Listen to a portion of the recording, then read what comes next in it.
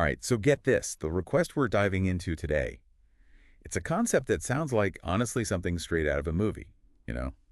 We're going deep into Tamil Sita traditions Okay. to explore this idea of kudu vitu kudu paithal, which, if you're wondering, translates to leaving one body and entering another. Right. Wild, right? Yeah, it's got a very sci-fi feel to it. Right. But it's not sci-fi. This is a real concept with deep roots in Tamil Sita traditions. Exactly. No ghosts or possessions here. Yeah. We're talking about the soul and the idea that it can move from one body to another. Yay. And it all comes back to this whole tradition of siddhas, which, honestly, I'm ready to learn more about.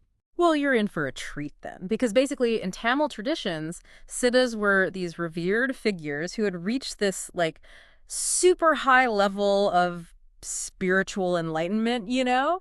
But here's the thing. They weren't just mystics meditating in caves or whatever. They were known for being masters of, like, medicine, alchemy, even what some might call supernatural abilities. Oh, wow. So they were like the Renaissance folks of their time, but on a whole other level. Exactly. And one of the many areas that they explored was this concept of kudu vitu kudu paithal. The soul transfer thing. Yes. Not reincarnation, right? It seems way more deliberate. You got it. It's not about some natural cycle of the soul, but a deliberate act by these siddhas, these masters who have reached a certain level. It's actually, pretty similar to the idea of Bharakaya Prabhasham, which you find in some other Indian traditions. And it basically means entering another body. Wow. Ah. Okay, so we're talking about a centuries-old tradition with some pretty specific beliefs about what the soul can do. Definitely. Which is where it gets super fascinating for me because it's like, you know those movies where people transfer their minds? Yeah, yeah. This is like that, but it's rooted in this real ancient practice. Exactly. And a great example to illustrate this concept is the story of Thirumalar. He's a revered Siddha who, according to tradition, could actually do this. Okay, so Thirumalar is our case study here. So who was he, and why is his story so important to understanding Kudu Vitu Kudu Paithal? So Thirumalar, he's a legend in Tamil Siddha traditions, lived centuries ago, and he's credited with composing this huge collection of verses. They're known as the Thirumandaram. And these verses, they're all about, see, the philosophy, the practices, all that. Exactly. They cover it all, from yoga and meditation to alchemy. Wow. And yeah, even our topic today, Kudu Vitu Kudu Paithal. But what makes his story even more interesting is that he wasn't just talking about it, he actually used it. Like, there are 3 famous instances where he supposedly transferred his own soul into other bodies. 3 times. Hold on, you got to tell me about these. What happened? Who were these bodies he was inhabiting? So each one, it's fascinating. They reveal a lot about why the siddhas would even use this ability in the first place. The first story, it involves a cowherd. His name was Mulan.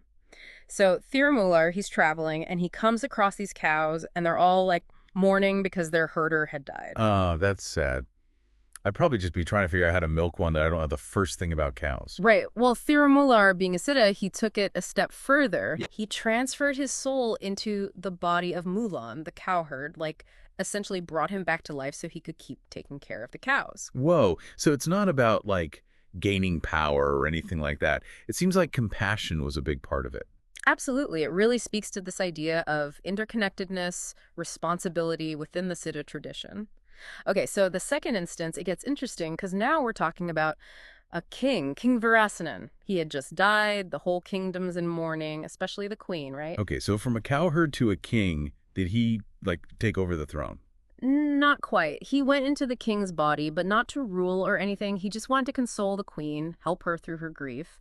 Once he did that, he left the body. So again, an act of compassion, using this wild ability to ease someone's pain. It really does make you think, what would you even do with that kind of power? Would you even use it like that? Right. It's a huge question. Now, the last one, it involves a young guy, Jambukswar, who was actually a yogi himself. But he died while meditating. Oh, wow. So what did Thirumalar do?